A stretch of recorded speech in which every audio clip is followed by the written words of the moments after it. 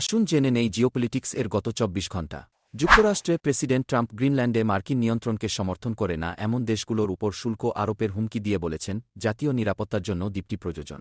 ভেনেজুয়েলায় মারিয়া Corina Machado ট্রাম্পকে Nobel পদক তুলে দেন।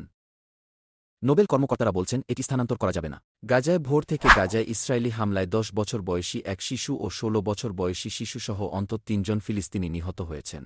যুক্তরাষ্ট্রে ট্রাম্প বলেছিলেন যে তিনি মাচাদোর পদক গ্রহণ করেছিলেন কারণ মারিয়া এটি দিয়েছিলেন, তাকে খুব সুন্দর মহিলা হিসাবে প্রশংসা করেছেন, যদিও নোবেল কর্মকর্তারা বলেছেন যে পুরস্কার ভাগ করা যাবে না। চীন, কানাডায় উভয়দেশী বৈদ্যুতিক যানবাহন এবং ক্যানোলার উপর শুল্ক কমিয়ে একটি বাণিজ্য চুক্তিতে পৌঁছেছে।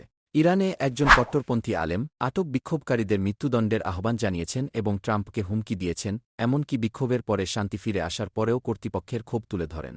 উগান্ডায় ইন্টারনেট ব্ল্যাকআউটের কারণে উত্তেজনাপূর্ণ প্রেসিডেন্ট নির্বাচনের পর ভোট গণনা অব্যাহত থাকায় রাতারাতি কমপক্ষে ৭ জন নিহত হয়েছেন। কিউবায় মার্কিন অভিযানে ৩২ জন কিউবান কর্মকর্তা নিহত হওয়ার পরে মার্কিন আগ্রাসনের বিরুদ্ধে হাভানায় হাজার হাজার কিউবান মার্কিন দূতাবাসের বাইরে বিক্ষোভ করেছে।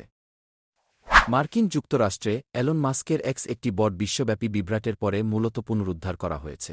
দক্ষিণ কোরিয়ায় সিউলের একটি বাস একটি ভবনে ধাক্কা খেয়েছে, এতে ১৩ জন আহত হয়েছেন, যার মধ্যে ২ জনের অবস্থা গুরুতর।